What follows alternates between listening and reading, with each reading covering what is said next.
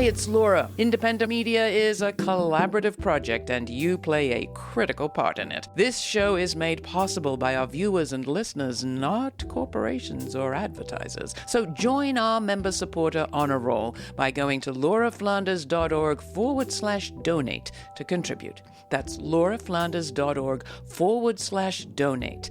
And please stay kind, stay curious, and commit to supporting this no ads, no gimmicks, not all about profit show, again, or for the very first time. Thank you. Now on with this week's show. One of the key dimensions of a turn to fascism is the creation of a mythic past that never actually existed. For the interventions to be effective, they have to be intersectional. We're talking about dismantling the entire system that was built on the idea that some people deserve more than others. When we build our understanding of equality based on the shared inequalities that people and groups face, it helps everybody. Calling all white people. How many times in the last 8 months have you heard the phrase, "Isn't that illegal?" Many, it seems, are just now waking up to the reality that our legal system is not what it's cracked up to be. Our guest, Kimberlé Crenshaw, has been sounding the alarm about this for years. The school of thought with which she is most often associated, critical race theory, is all about thinking critically about our laws and naming the ways that they protect power and the racial status quo. The progress of the 20th century came about largely through establishing new precedents, asserting the collective rights of women and people of color and others as a group or a class. Project 2025 set out explicitly to reverse all of this, and that is what is happening as we speak. How does this administration think and want Americans to think about race and gender and history? And why are the president's executive orders targeting improper ideology, so-called, at the Smithsonian so important to pay attention to? Kimberlé Crenshaw recently co-authored an article with Jason Stanley on exactly that topic. Crenshaw is a professor of law at Columbia and UCLA law schools and executive director of the African American Policy Forum. She hosts the podcast Intersectionality Matters, which is currently releasing a new episode of their series United States of Amnesia, The Real Histories of Critical Race Theory.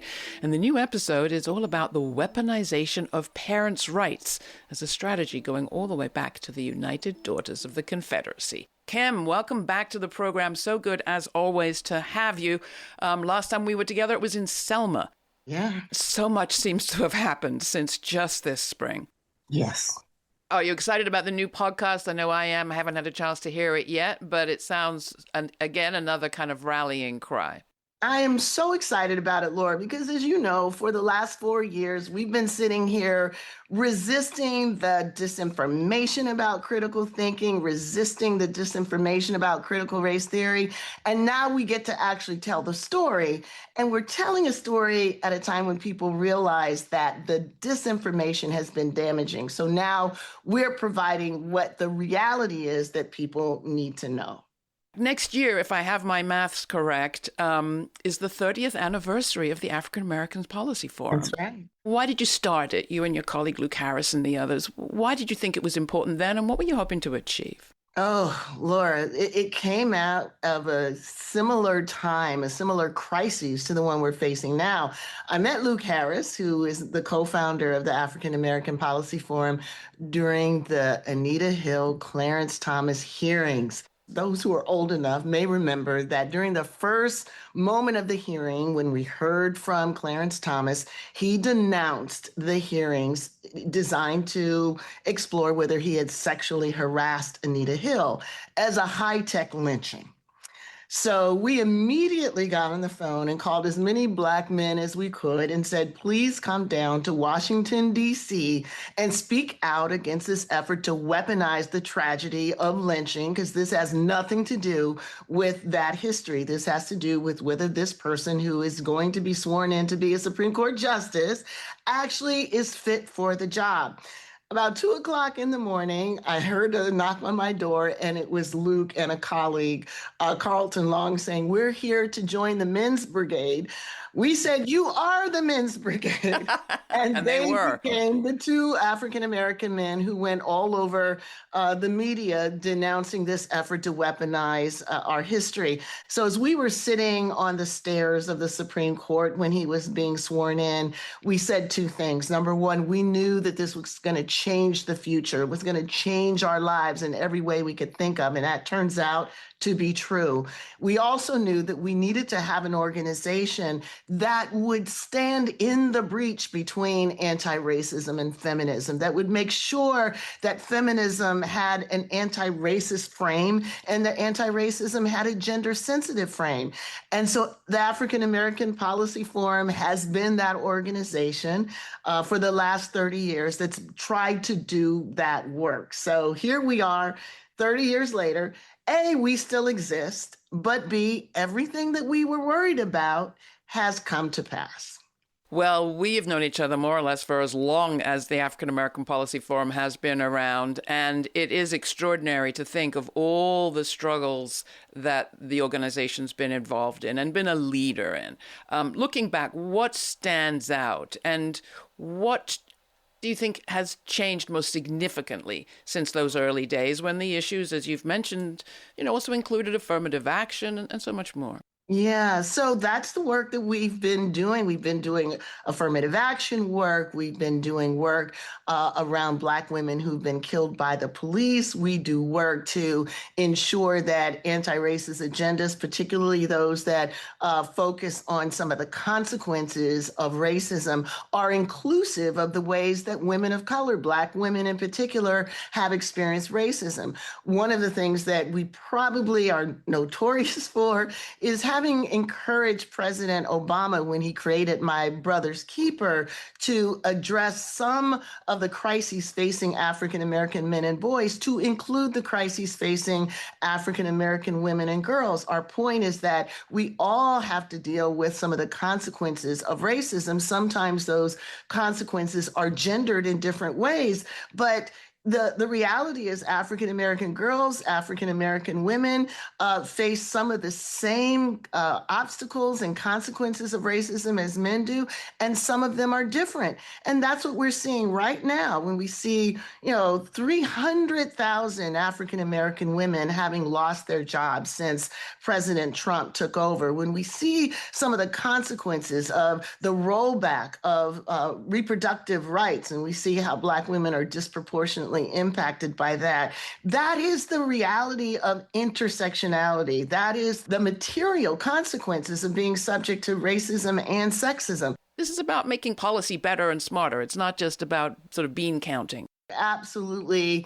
The issue is that we're not just trying to say Me Too for the heck of saying we don't see our names, we're not being called out. We're actually saying, look, for the interventions to be effective, they have to be intersectional. And it's not just with respect to racial justice. We did a lot of work on domestic violence, interpersonal violence. And the reality is a lot of the shelters, a lot of the rape crisis centers don't take into account what the consequences are for women of color. So you have shelters that might not anticipate that all of the people coming there might not speak English.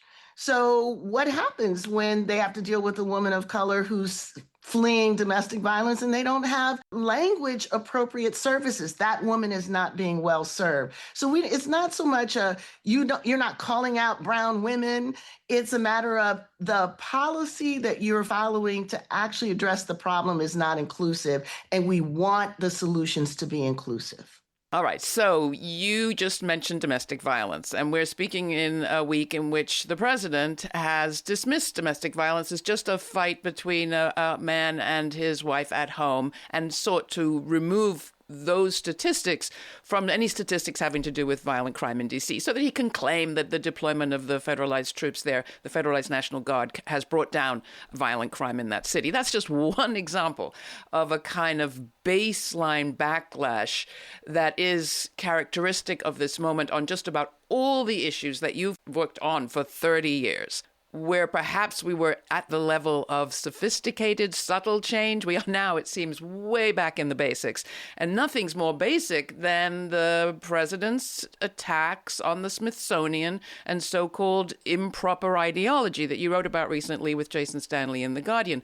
With so much going on, including armed mobs in the streets, why is it important to pay attention to the president's message to the Smithsonian Institution? Well, I think you put your finger on it when you talk about improper ideology. As Jason Stanley and I wrote, one of the key dimensions of a turn to fascism is the creation of a mythic past, is the celebration of this moment that never actually existed, which is better than the moment that we're in now. That's what MAGA is all about, to really stand behind this idea of making America great again. You've got to erase the memory of what America was. You've got to do away with all the receipts that help us understand the historical roots of what our country looks like right now, and importantly, the struggles that people of color, that women, that queer folk have all done in order to build a different future. So when he says he's going after improper ideology, he's going after that memory. He's going after the history of enslavement. He's going after the history of genocide. He's saying that this kind of history is no longer appropriate for the federal government to officially recognize and historicize. And if we have any doubt about what the proper ideology is, what he's trying to elevate, let's just look at what happened at the Naval Academy when they purged the library. What did they take out of the library? They took out Maya Angelou, I Know Why the Caged Bird Sings. They took out George Lipsitz's How Racism Takes Place. What did they leave? They left Hitler's Mein Kampf on the shelves. They left the bell curve, which was a modern effort to restore scientific racism, to say that there are inherent differences between Black people and white people that explain inequality. This is Laura Flanders and Friends. Laura's guest is Kimberlé Crenshaw, professor of law at Columbia and UCLA, and co-founder and executive director of the African American Policy Forum, celebrating its 30th anniversary next year. Crenshaw also hosts the AAPF podcast Intersectionality Matters, which is currently releasing a new episode of their series United States of Amnesia, The Real Histories of Critical Race Theory. Today they dig into how intersectional policies can advance anti-racism and how the AAPF is shaping that fight at this critical moment. Coming up next, how can white and Black progressives find common ground when their histories with authoritarianism differ so deeply? And what can we learn from those differences to build a stronger, more united response? You can watch this episode and more with Kimberlé Crenshaw at lauraflanders.org. That's also where we invite you to subscribe to our newsletter, where you'll receive information on all of our web exclusives, including the full uncut conversation with Kimberlé Crenshaw, available for free as a podcast. The discussion continues, but first here's Courage Wolf by Jordan McLean's Musical Resistance, or JMMR, from his album Resistance is Fertile, released on New Blue Records.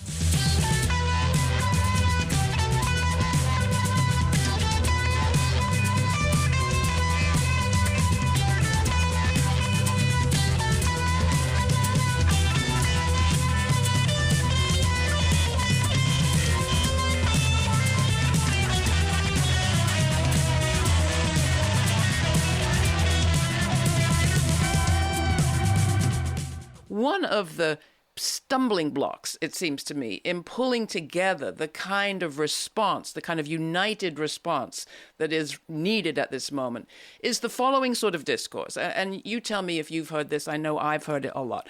White people often are heard to say and organize in organizing meetings as they're rallying the troops, rallying their forces, that the authoritarian moves by this administration are unprecedented or un-American. And to that, many African Americans say, well, not to us. You just haven't been paying attention. So that often then puts the white people on the back foot, and they say, oh, well, then do we just shrug off this moment? I was trying to get active. So how do you pull these two together where we can prioritize and understand, we see the importance of understanding history and structural violence while not shrugging off the newness of this particular time? Yeah, that is such an excellent question, because the reality is that we're never outside of history. We're never apart from the past. I mean, it's famously said that the past isn't even the past. So the reality that we're facing right now is one that is resonant with the past. It's resonant with the moment in history when the forces of the right, those who'd rather break this country than share this country, those who wanted an exclusive white-only democracy as opposed to a multiracial one, took up arms against this country. It was called the Civil War. We were able to fight back from that, and we were able to create a democracy based on some fundamental principles: that everyone born here is a citizen, that citizens have rights against discrimination, that democracy is the way that we go about making decisions. That was what Reconstruction was all about. Reconstruction was overthrown. It was overthrown violently. It was overthrown in the law. It was overthrown with the participation of the Supreme Court, leading to what Langston Hughes says: look, you don't have to tell the Negro what fascism is. That is what we have lived. White supremacy is a fascist regime, particularly with respect to those who have been framed as the pariah class, who no one has to listen to, and we can use as a permanent other to hold everybody else in place. So this is a familiar history. When they try to take that away from us, it's telling us that that history is fundamentally important for our ability to understand the situation in order to respond to it. So we've got to fight even harder when they're trying to erase certain ideas, erase certain moments in history, erase certain people. That is the wake-up call that's where we have to pitch our buckets and fight with everything we've got, because that is the secret to our ability to build on the past in order to create a future that recovers the democracy that is our birthright. The two sides of that history is not just it has happened here, it has happened here, it has happened here, it can happen here, but also we have had movements that moved us out of that chapter. We have had movements that we can also look to and learn about, which I think is a very key part of what is trying to be erased right now, the power that could come from telling those stories too. I've got to bring you into the international context for just a minute. The United Nations General Assembly is gathering. We have ongoing efforts to bring human rights abusers and committers of genocide to any kind of court of international justice. One of the things that I know that you've followed over the years is not just the development of new legal precedent and innovative legal theory in the U.S., but also internationally, with the creation of things like international conventions against the violation of the rights of women, of people of color, and of course the Convention on the Prevention of Genocide. What can you tell us about how those two things relate, those two schools of law relate, and where do you think that effort stands right now? Well, one of the ironies of the United States making the claim that we are the leader of the free world is that the United States has been derelict with respect to some of these most important conventions. The United States was slow and dubious in its embrace of the World Conference on Racism. In the end, ended up repudiating significant dimensions of the World Conference on Racism, slow to adopt CEDAW, that is the Convention on the Elimination of discrimination against women. Against women, exactly. And of course, with respect to genocide and other conventions, the United States has always looked at the implications of these conventions for its own accountability and has frequently been a drag on the international commitment to address these issues. And it does seem to me that if we are ever, for example, going to be successful in bringing claims around environmental protection against abusers of our environment, that notion that groups have rights is going to be critical. Oddly enough, this is actually a debate between liberals, progressives, and critical thinkers about how to conceptualize illegitimate power. The narrowest view is that discrimination happens when an individual is treated badly because of prejudice, because that person is seen as having certain inherent characteristics that justify giving them bad treatment, ill treatment. But the larger part of discrimination is how inequality is structured into our society in a way that visits disadvantages to people based on their membership in certain groups, based on where they live, based on what their grandparents or parents had access to or not, based on ideas about this entire group. So civil rights law, when it was most expansive, acknowledge the fact that we lived in a society that had been structured based on some groups having privilege and access and other groups being set aside. In the moments where the civil rights laws did the most is when the court said, our objective now is to dismantle these inequalities root and branch. So we're not talking about taking one person here and putting them there. We're talking about dismantling the entire system that was built on the idea that some people deserve more than others. That has since disintegrated, largely based on some of the conservative viewpoints that, number one, said we have to limit our expansive view of equality to what the framers thought, right? And the second most important aspect for people to know is that when we build our understanding of equality based on the shared inequalities that people in groups face, it helps everybody because we're able to see what kind of employment practices are unfair, what kind of barriers to being a police officer or a fireman or even a lawyer actually impact the aspirations of everybody. We need to pay attention to how groups are situated with respect to all sorts of institutions. That loss that has been experienced by women, by queer people, by people of color is a loss that everyone at the end of the day, with the exception of the billionaires, stand to have some interest in clawing back into our understanding of equality. And this is why you say that critical race theory, in fact, critical thinking is kryptonite to fascism.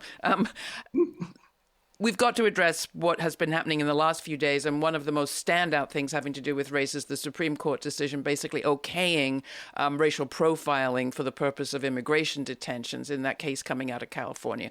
What do you make of that at the very same time we're, of course, not allowed to take race into account when it comes to college admissions, affirmative action, and so on? What's going on? Yeah, well, this is the moment where the quiet part is being said out loud. Up until this moment, one could have had a fight with conservatives around whether they really do embrace colorblindness. Now, I've always been of the belief that the conservative assault on affirmative action, on expansive civil rights, was never really about colorblindness. It was about defending the status quo against any effort to effectively say the status quo is discriminatory and we do not have to continue to recreate it. But in this moment, it's 100% clear. Their objection to affirmative action, to expansive civil rights, is not a repudiation of the idea that race should ever play a role in decision making. That's not what they believe. They believe race should not play a role in creating greater access to equality and inclusion. They do believe race should play a role in deciding who should be surveilled. They do believe in race when it comes to who should be collected up and potentially put on buses and planes and sent out of this country. They are telling us that race can be a factor when it comes to the worst burdens that our society is willing to place on people who live here. And race cannot be a factor in actually addressing some of the ongoing consequences of being part of a group that is seen as a pariah, or they don't really have a right to be here, or they don't have a right to the best things in life. What are your thoughts on the assassination of conservative activist Charlie Kirk, one of those who led the campaign against critical race theory? I know I speak for millions of people in denouncing this kind of violence. I think it's also abundantly clear that this kind of violence in this tinderbox is all the more reason why we need to be vigilant against increasing the temperature. And so we have to be very, very careful, hope the media will play its role in suppressing the tendency in this moment to ratchet up the discourse, making it clear that this is not something that we can afford, and hoping that whatever that thing is that makes people believe that we are exceptional, that there's some evidence that we've come to the brink and are willing to step back from it. Kimberlé Crenshaw, thank you so much for being with us. Thank you, Laura. Always a pleasure to be with you. The African American Policy Forum convened a knock your socks off panel of Black attorneys general this summer. They spoke at the seaside resort of Oak Bluffs in Martha's Vineyard. At that event, Tisha James, Attorney General of New York, talked about how she refuses to let fear live side by side with faith in her head. She says she is utterly focused on the job at hand, which is bringing this country not just together, but forward. How does intersectionality work? Well, as she pointed out, when you lay off 300,000 Black women government workers, you're laying off exactly the population that represents 60% of Black households and the leading acquirers of Black housing wealth in this country at this moment. So you can focus on the people, but far better you focus on the phenomenon of rising foreclosure rates, housing instability, and general disruption in the housing market in key urban areas around D.C. in a way that is inevitably transferring housing wealth and assets to speculators. Who's that good for? No one. And that is exactly the point. You can find more of our coverage on this critical issue and some exclusive reporting coming up through subscribing to our free podcast. All the information's at our website. In the meantime, stay kind, stay curious. For Laura Flanders and friends, I'm Laura. For more information on this episode, check out our show notes posted for free at patreon.com/Laura Flanders and Friends. And we invite you to subscribe to our YouTube channel to watch the premiere of each week's show and chat in real time with Laura. The premiere now airs on Fridays at 5 p.m. Eastern. Thanks to our member supporters, this show remains free to millions on public TV, community radio, and as a podcast. Not a member yet? Make a one-time donation or make it monthly at lauraflanders.org. This show is produced by yours truly, Laura Flanders, along with Sabrina Artel, Jeremiah Cothran, Veronica Delgado, Jeanette Hernandez, Jeannie Hopper, Sarah Miller, Nat Needham, David Neumann, and Rory O'Connor. Thanks for joining us.